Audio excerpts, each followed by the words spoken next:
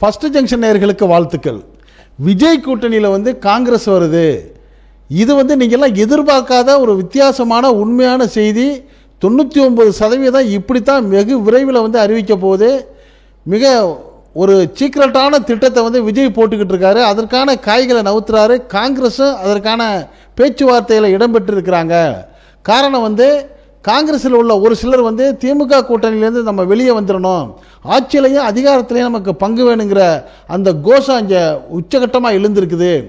இதில் பலதரப்பட்ட அணிகள் வந்து நீங்கள் இதுவரைக்கும் எதிர்பார்த்தது இல்லாமல் புதிய முறையில் மாறி வருது.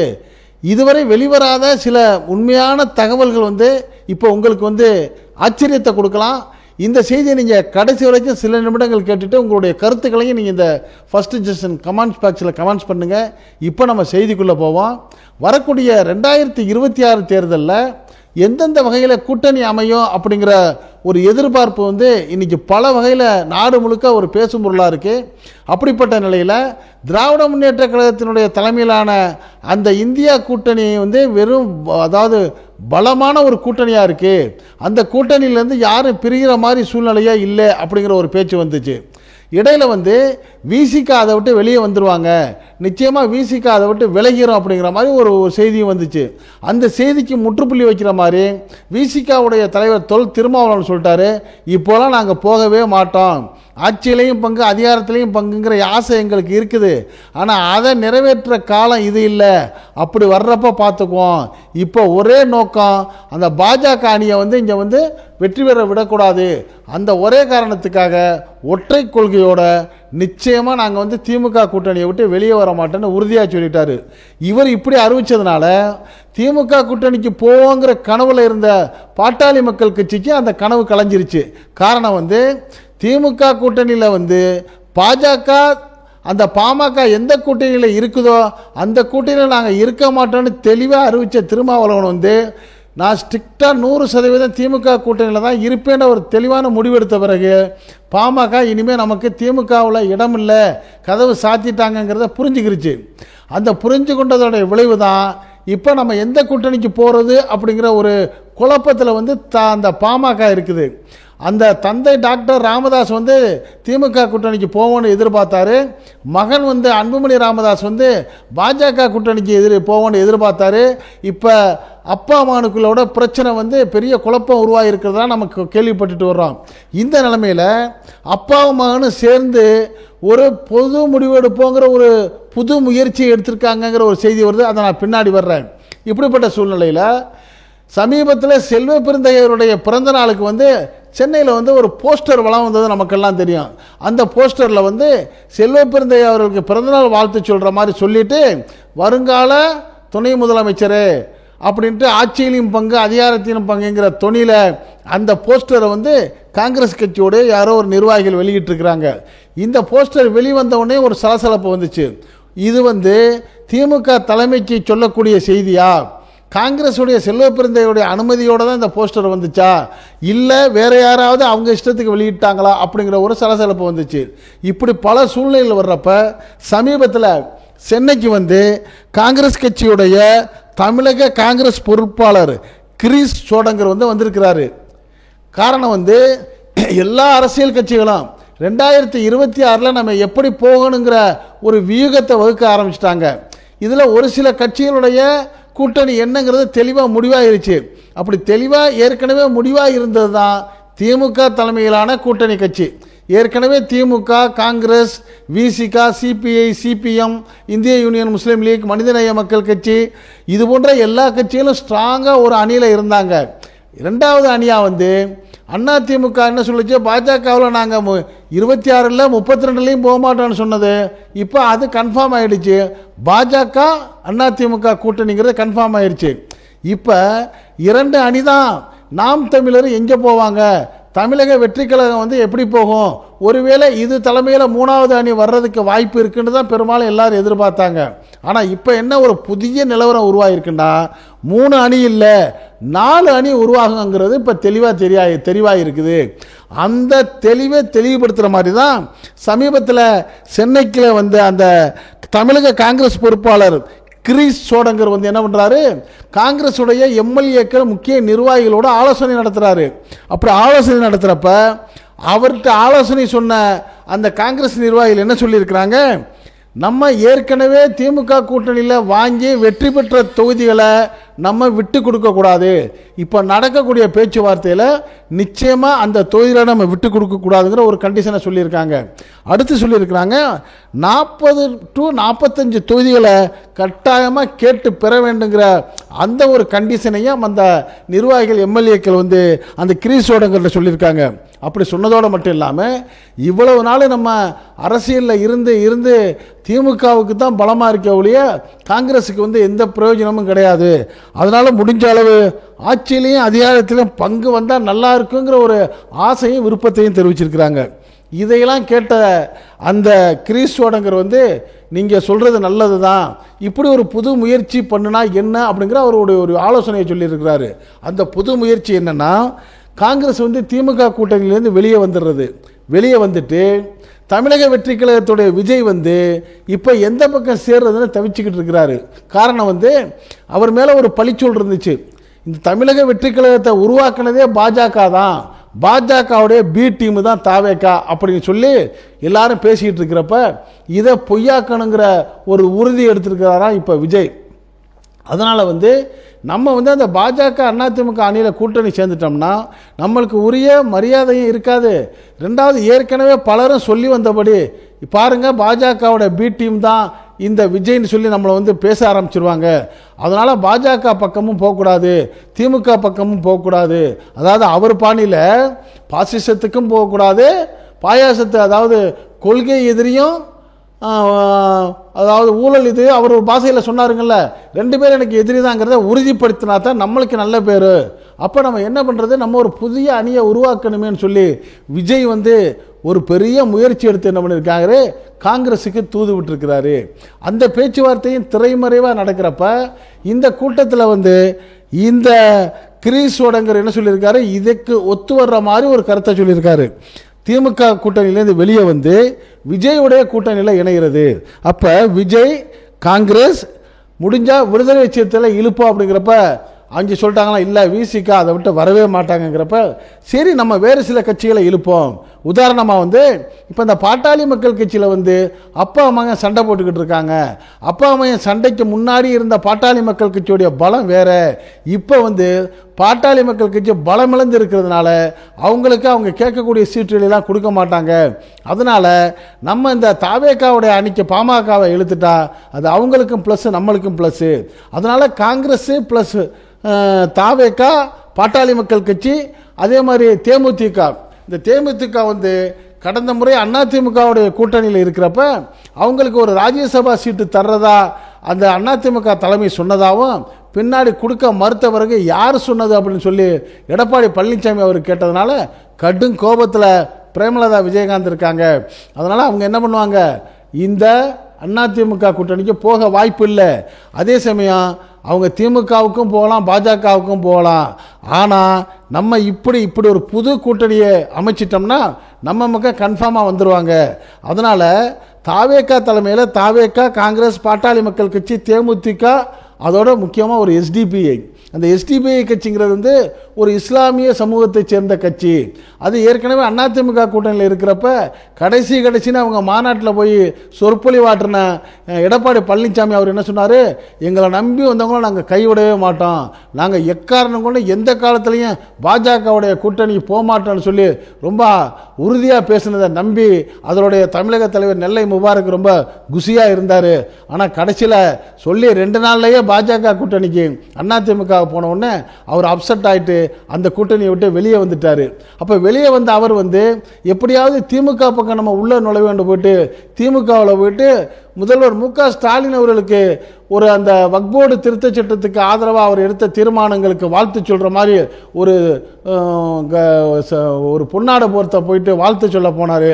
நீங்க எல்லா வாழ்த்தும் சொன்னாலும் நாங்கள் ஏத்துக்கிறோம், ஆனால் எங்கள்கிட்ட இருக்கிறது இடம் பத்தலையாப்பாங்கிற மாதிரி ஒருவேளை முதல்வர் சொல்லியிருப்பாரோ என்னமோ. ஆகா, இங்கேயும் நம்மளுக்கு இடம் இல்லையே, என்ன பண்றதுங்கிற வருத்தத்தில் இருக்கிற இந்த எஸ்டிபியையும் இந்த புதிய அணிக்கு வரும்.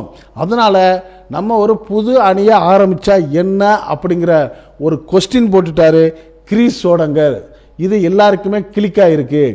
இந்த கிளிக்கானதுனால இதை ஃபாலோ பண்ணியே பேச்சுவார்த்தை நடக்குதுங்கிற ஒரு செய்தி வருது. இதுவரைக்கும் நீங்கள் கேள்விப்படாத இந்த புதிய செய்தி. அதனால் இப்போ திமுக அணியில் இருந்து காங்கிரஸ் வந்து வெளியேறதுக்கான வாய்ப்பு கிட்டத்தட்ட இருக்குது. இது 100% சொல்ல முடியாது, ஆனால் 99% இப்படித்தான் இருக்கும் அப்படிங்கிற மாதிரி ஒரு கணிப்பு வருது. சரி, அப்போ முடிவாக எந்தெந்த கூட்டணி எப்படி வரும் அப்படிங்கிறப்ப 3 தானே இருக்குது, 4 அணின்னு சொல்கிறீங்களே யாருன்னு கேட்பீங்க. அந்த 4வது அணி தான் நம்ம அண்ணன் சீமான் நாம் தமிழர். நாம் தமிழர் வந்து ஆரம்பத்திலேருந்து தனிச்சே நின்றுக்கிட்டு வந்தார். தனிச்சே நின்றுக்கிட்டு வந்த நாம் தமிழர்கள் வந்து இந்த முறை வந்து அதிமுக கூட்டணிக்கு போயிடுவார் அப்படிங்கிற மாதிரி ஒரு செய்தி வந்துச்சு. பலரும் அதைத்தான் சொன்னாங்க. அதிமுக பாஜக ரெண்டுலேயும் அவர் இணைந்து வந்து நிச்சயமாக வந்து ஓரளவு இந்த முறையாவது நம்ம வந்து சட்டமன்றத்துக்குள்ளே நுழையணுன்னு அவங்க கட்சியில் உள்ள எல்லாரும் சொல்லியிருக்கிறதுனால அதைத்தான் செய்வார்னு சொன்னாங்க. ஆனால் கடைசி வரைக்கும் சீமான் அவர்கள் வந்து உறுதியாக சொல்கிறாரு, இல்லை நாம் தமிழருடைய சிறப்பான கொள்கையே தனிச்சு நிற்கிறது தான், ஆட்சியை பிடிக்கிறோம், இப்போ இல்லாட்டியும் 26 இல்லாட்டியும் 31 பிடிக்கிறோங்கிற மாதிரி அவர் உறுதியாக பேசுகிறது. அது வந்து உண்மையாக அந்த நோக்கமும் இருக்கலாம். ரெண்டாவதாக வந்து அவர் வந்து எந்த கட்சியை ஜெயிக்க வைக்கணும்னு நினைக்கிறாரோ அதுக்கு எதிரான கட்சியை தோக்க வைக்கிறதுக்கு, அந்த தோக்க வைக்கக்கூடிய சூழ்நிலையை உருவாக்குறதுக்கு, ஓட்டை பிரிக்கிறதுக்கு இவர் ஆளாக இருந்து அதற்கான பலன்களை பெற்றுக்குருவார். வெற்றி பெற்று சட்டசபைக்கு போகிறாரோ இல்லையோ அவருக்கு பலன் இருக்கும். அதனால் இந்த முறை அவர் வந்து கூட்டணிக்குள்ளே போக மாட்டார், தனிச்சுத்தான் நிற்பாருங்கிற மாதிரி ஒரு தகவல் வந்திருக்கு. இப்போ இது 4வது அணி. இப்போ நம்ம அணிகளை வரிசைப்படுத்துவோம். அணி நம்பர் 1 திராவிட முன்னேற்ற கழகத்துடைய அணி. அதில் வந்து காங்கிரஸ் வெளியேறினால் மீதம் இருக்கக்கூடிய திராவிட முன்னேற்ற கழகம், சிபிஐ, சிபிஎம், விடுதலை சிறுத்தைகள் கட்சி, இந்திய யூனியன் முஸ்லீம் லீக், மனிதநேய மக்கள் கட்சி, அதோட அந்த சிறுபான்மையராக இருக்கக்கூடிய கிறிஸ்தவர்கள் அமைப்பு பிளஸ் அதர்ஸ், இதெல்லாம் ஒரு அணி. அடுத்து 2வது அணி வந்து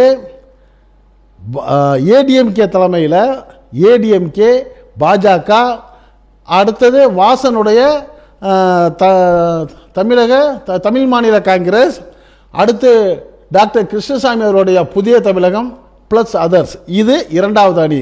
3வது அணியா தமிழக வெற்றி கழகம், விஜய் அவர்களுடைய தமிழக வெற்றி கழகம் பிளஸ் காங்கிரஸ் பிளஸ் பாட்டாளி மக்கள் கட்சி பிளஸ் தேமுதிக பிளஸ் எஸ்டிபிஐ அதர்ஸ், இது 3வது அணி. 4வது அணி நாம் தமிழர். இது கன்ஃபார்ம் ஆகிருக்கு 99%. என்ன 100% நம்ம எதையுமே சொல்ல முடியாது. என்ன இவ்வளவு நாள் நடந்த எலெக்ஷனில் உள்ள நிகழ்ச்சியை விட இந்த 2026 தேர்தல் எது எப்படி எப்போ மாறும்னே சொல்ல முடியாத அளவுக்கு புது புது தகவல்கள் வந்திருக்கு. இப்போ நம்ம சொல்லக்கூடிய தகவல் வந்து ஓரளவு 99% வந்து எட்டி வெற்றி பெறதுக்கான வாய்ப்பு இருக்குங்கிறதால தான் இதை நம்ம உங்களோட பகிர்ந்துக்கிறோம். சரி, அப்படி வந்தால் என்ன ஓட்டு கிடைக்கும் அப்படிங்கிற ஒரு கணிப்பு, ஒரு சர்வே அவருக்குள்ள ஆலோசனை பார்க்குறப்ப இந்த மாதிரி வந்தால் நமக்கு கூட நல்லது தானேங்கிற மாதிரி திராவிட முன்னேற்ற கழகத்தினுடைய தலைவராக இருக்கக்கூடிய மாண்புமிகு மு.க. ஸ்டாலின் அவர் வந்து சந்தோஷப்பட்டு, பரவாயில்ல, இது நமக்கு மிக சாதகம்தான், நம்ம ஏற்கனவே சொன்ன அந்த 200ங்கிற இலக்கை நம்ம அடைஞ்சிருவோங்கிற ஒரு உற்சாகத்தில் இருக்கிறாரு. கிட்டத்தட்ட அவருடைய உற்சாகம் வந்து வெற்றி பெறுங்கிற மாதிரி தான் இந்த அணியை அமையும் போல இருக்குது. இந்த 4 வகையான அணி அமைந்தா யாருக்கு என்ன வாக்கு சதவீதம் கிடைக்குங்கிறத இப்போ நம்ம ஒரு டேபிளாக போட்டிருக்கோம். அப்போ கவனிங்க, கூட்டணி கட்சி 1 திராவிட முன்னேற்ற கழகத்துடைய வாக்கு வங்கி 27% எல்லாருக்குமே தெரியும். அதோட கூட்டணியில் இருக்கக்கூடிய சிபிஐ, சிபிஎம், இந்த கம்யூனிஸ்ட் பார்ட்டி 2க்கும் உள்ள வாக்கு வங்கி 4%. விடுதலை சிறுத்தைகளுக்கு வந்து அவங்களுடைய தனித்தன்மையான வாக்கு கேரண்டியாக குறைந்தது 5%. அடுத்து வந்து இந்திய யூனியன் முஸ்லீம் லீக், மனிதநேய மக்கள் கட்சி, அதோட சிறுபான்மை சமுதாயத்தை சேர்ந்த கிறிஸ்தவ மக்கள், இவங்களுடைய சாலிடான ஓட்டு கேரண்டியாக 10 முதல் 12%. அடுத்து அதர்ஸ், வேறு சில இந்த கொங்கு நாடு மக்கள் கட்சி, கருணாஸ் கட்சி, இதெல்லாம் ஒரு 1%. இப்படி பார்க்குறப்ப திமுக 27, சிபிஐ சிபிஎம் 4 31, விசிக 5 36, ஐஇஎம்எல் மனிதநேய மக்கள் கட்சி, அந்த கிறிஸ்தவ மக்கள் ஓட்டல் 10 46, அதர் சொன்ன 47% வாக்குகளை நிச்சயமாக திமுக அணி பெற்று 1வது அணியாக அவர் ஸ்டாலினுடைய கணக்குப்படி 200 இடங்களை பிடிக்கிறதுக்கான வாய்ப்பு இருக்குது. அப்போ அடுத்த இடத்துல யார் வருவாங்கிறப்ப இரண்டாவது இடத்துல அண்ணா திராவிட முன்னேற்ற கழகம் தான் நிச்சயமாக வரும். அதற்கு இருக்கக்கூடிய வாக்கு வங்கி ஏடிஎம்கே 20%, பாஜக வந்து எங்களுக்கு 10% 12% இருக்குன்னு சொன்னாலும் அவங்க இதுவரையும் தனிச்சு இருந்து அவங்க வாக்கு சதவீதத்தை வந்து வெளியிடலை. அப்படி தனிச்சு இருந்தால் பாஜகவுடைய ஓட்டு அதிகபட்சம் இப்போ 5% தாண்ட வழி இல்லை. அப்போ 20 + 5 25. அவங்க அணியில் இருக்கக்கூடிய தமிழ் மாநில காங்கிரஸுடைய அந்த ஜி.கே. வாசன் அவர்களுக்கு வந்து தமிழ்நாட்டில் எங்கேயுமே அமைப்பும் கிடையாது, ஒன்றுமே கிடையாது. ஏதோ தஞ்சாவூர் மாவட்டத்தில் அந்த கும்பகோணத்தை ஒட்டி இருக்கிற சில ஊர்களில் அவருடைய நண்பர்கள் இருக்கலாம். ஒருவேளை 1% வாக்கு இருக்கிறதுக்கு வாய்ப்பு இருக்குது. அப்போ 26 டாக்டர் கிருஷ்ணசாமியுடைய புதிய தமிழகத்துடைய வாக்கு தமிழகம் முழுக்க பரவலாக ஒரு 2% இருக்குது. Plus others 2%. இதையெல்லாம் சேர்த்தா ஏடிஎம்கே 20, பாஜக 5, தமாக 1, புதிய தமிழகம் 2, அதர்ஸ் 2, 30% வாக்குகள் வந்து நிச்சயமாக இந்த இரண்டாவது அணிக்கு வந்தாலும் அவங்க வெற்றி பெறுவதற்கான வாய்ப்பு மிக குறைவு. மூன்றாவதா இப்போ புதுசாக அமைய இருக்கிற இந்த தமிழக வெற்றி கழகம், இந்த தமிழக வெற்றி கழகத்தை வந்து எல்லாரும் என்ன சொல்கிறாங்க, 10% ஓட்டு இருக்குது, 12% ஓட்டு இருக்குங்கிறாங்க. அதையெல்லாம் எப்படி சொல்ல முடியும்? அவங்க தனியாக நின்று அவங்களுடைய பலத்தை காமிச்சாதான். அப்படி தனியாக தமிழக வெற்றி கழகம் மட்டும் நின்றா நிச்சயமாக அவர் 4% வாக்குகளுக்கு மேலே வாங்குறதுக்கான வாய்ப்பே இல்லைங்கிறது தான் ஒரு பரவலான கருத்து கணிப்பாக வருது. அதனால் விஜய் அவர்களோட நம்ம இப்படி தனிச்சு நின்று நம்மளுடைய பலத்தை குறைச்சி காட்டுறதை விட கூட்டணியாக நின்று நம்ம பலத்தை கூட்டி காட்டுறது தான் ப்ளஸ் நமக்குன்னு சொல்லி எதிர்பார்த்து தான் இப்போ காங்கிரஸை உள்ளே இழுக்கிறாரு. அதே போல தான் காங்கிரஸுடைய வாக்கு வங்கி தமிழ்நாட்டில் வந்து பெரிய அளவில் கிடையாது. காங்கிரஸில் வந்து தலைவர்கள், எம்பிக்கள், எம்எல்ஏக்கள் இருக்கிறாங்க, மாவட்ட நிர்வாகிகள் இருக்கிறாங்களே ஒழிய மக்களில் வந்து அவர்களுக்கு வந்து அந்த மாதிரி ஒரு ஆதரவான ஓட்டு கூட்டம் இல்லைங்கிறது தெளிவாக எல்லாருக்கும் தெரிஞ்ச விஷயம். காங்கிரஸ் ஏதாச்சும் ஒரு கட்சியில் கூட்டணி சேர்ந்தா தான் அவங்களுக்கு ஓட்டு கிடைக்க முடியும். தனிச்சு காங்கிரஸ் நின்றா தமிழ்நாட்டில் 5% தாண்டி ஓட்டு வாங்கிறதுக்கான வாய்ப்பே இல்லை அப்படிங்கிற மாதிரி கருத்து கணிப்புகள் சொல்கிறாங்க. அந்த அடிப்படையில் தமிழக வெற்றி கழகத்துடைய சதவீதம் 4, காங்கிரஸ் 5. அதே மாதிரி வட மாநிலங்களில் மிக வலுவாக இருக்கக்கூடிய அந்த பாட்டாளி மக்கள் கட்சி அதுக்கு 8-10% வாக்குகள் இருந்தாலும் அப்பா மகன் சண்டையில் அந்த வாக்குடைய சதவீதம் சரிஞ்சு அது 5க்கு வந்துருச்சு. அப்போ அது ஒரு 5. தேமுதிகவுடைய வாக்கு வங்கி 2% தாண்டதுக்கான வாய்ப்பே இல்லை. அதே போல் எஸ்டிபிஐயோட இஸ்லாமியர்கள் ஓட்டு இந்திய யூனியன் முஸ்லீம் லீக் மனிதநேய மக்கள் கட்சி எந்த அணியில் இருக்கோ அந்த அணிக்கு தான் முஸ்லீம்கள் ஓட்டு போகும். அதனால் எஸ்டிபிஐ சார்ந்த வாக்கு அதிகமாக இஸ்லாமிய வாக்குகள் வந்து இந்த காங்கிரஸ் அணிக்கு வர்றதுக்கு வாய்ப்பு இல்லை. இருந்தாலும் 1% வர்றதுக்கான வாய்ப்பு இருக்குது. ஆக தாவேக்கா 4, காங்கிரஸ் 5 9, பாமக 5 14, தேமுதிக 2 16, எஸ்டிபிஐ 1 17, அதர்ஸ் 1 18% இந்த மூன்றாவது அணி பெறுறதுக்கான வாய்ப்பு இருக்கு. நாலாவதாக இருக்கக்கூடிய நாம் தமிழர் வந்து 1%லிருந்து 8.2% உயர்ந்தாலும் சமீபத்தில் புதிய இந்த தமிழக வெற்றி கழகம் வந்த பிறகு இந்த நாம் தமிழரில் இருக்கிற இளைஞர்கள் பெரும்பாலான ஆட்கள் வந்து இந்த தமிழக வெற்றி கழகத்திற்கும் திராவிட முன்னேற்ற கழகத்திற்கும் தாவி இருக்கிறாங்க, கட்சி மாறி இருக்கிறாங்க. காரணம் வந்து இந்த சீமான் அவர்கள் வந்து பெரியார் அவர்களை வந்து இயல்ந்து பேசியதாலையும் சில பாஜகவுக்கு ஆதரவான பேச்சுக்களை எடுத்ததாலையும் அந்த கொள்கை பிடிக்காம அந்த தாவேக்கா நாம் தமிழிலிருந்து வெளியானவங்களுடைய எண்ணிக்கை அதிகமாக போயிட்டதுனால இன்றைய நிலைமையில் அந்த நாம் தமிழருடைய வாக்கு சதவீதம் 8க்கு மேலே போகாது, 8க்கு கீழே தான் வரும். அது அதிகபட்சமாக ஒரு 6%, 5% தான் இருக்க வாய்ப்பு இருக்குது. அதனால் அதோடைய டெஃபினட்டான பர்சன்டேஜ் ஒரு 5. ஆக இப்போ நீங்கள் கூட்டி பாருங்கள், டிஎம்கே அண்ட் அதர்ஸ் கூட்டணி 47, ஏடிஎம்கே பிஜேபி கூட்டணி 30, காங்கிரஸ் தாவேகா கூட்டணி 18, நாம் தமிழர் கட்சி 5. ஆக 100% இதுதான் வரும். இப்படி வர்றப்ப ஆட்டோமேட்டிக்காக 234 இடங்களில் 200 இடங்களில் இந்த திராவிட முன்னேற்ற கழகம் நிச்சயமாக வந்து வெற்றி பெற்று ஆட்சியை பிடிக்கிறதுக்கான வாய்ப்பு தானாக உருவாகிறதுனால இப்படி ஒரு அமைப்பு வந்தால் நமக்கு நல்லது தானேன்னு சொல்லி சைலண்டாக இதற்கு ஊக்கம் கொடுக்குற மாதிரி திமுக தன்னுடைய காயை நகர்த்துதுன்னு சொல்கிறாங்க. இந்த முடிவு எப்படி போய் முடிய போகுது, நம்ம சொல்லக்கூடிய கருத்து சரிதானா, இதில் எதுவும் மாற்று கருத்து இருக்காங்கிறத உங்களுடைய கருத்துக்களை நீங்கள் இந்த ஃபர்ஸ்ட் ஜங்ஷன் கமெண்ட் பாக்ஸில் கமெண்ட்ஸ் பண்ணுங்கள். இந்த செய்தி பிடிச்சிருந்தா இதுக்கு ஒரு லைக் கொடுங்க. இதே போன்ற அரசியல் செய்திகள் எந்த பக்கமும் சார்பு இல்லாமல் நடுநிலையாக நாட்டில் நாலா பக்கம் நடக்கக்கூடிய நிகழ்வுகளையும் தகவல்களையும் உள்ளது உள்ளபடி அப்படியே கொண்டு வந்து உங்கள் வீட்டுக்குள்ள 4 சுவர்களுக்குள்ள தரக்கூடிய நம்ம ஃபர்ஸ்ட் ஜங்ஷன் சேனலுக்கு சப்ஸ்கிரைப் பண்ணாதவங்க சப்ஸ்கிரைப் பண்ணுங்க. மறக்காம பக்கத்தில் இருக்க பெல் ஐகானை கிளிக் பண்ணுங்க. அப்பதான் நம்ம போடக்கூடிய ஒவ்வொரு செய்திகளும் உங்களுக்கு நோட்டிபிகேஷன் காட்டும். நீங்க விரும்பியதை பார்க்கலாம். என்று மணிந்திருப்போம். உங்கள் அன்பன் அஷ்ரஃப் அலி. நன்றி, வாழ்த்துக்கள்.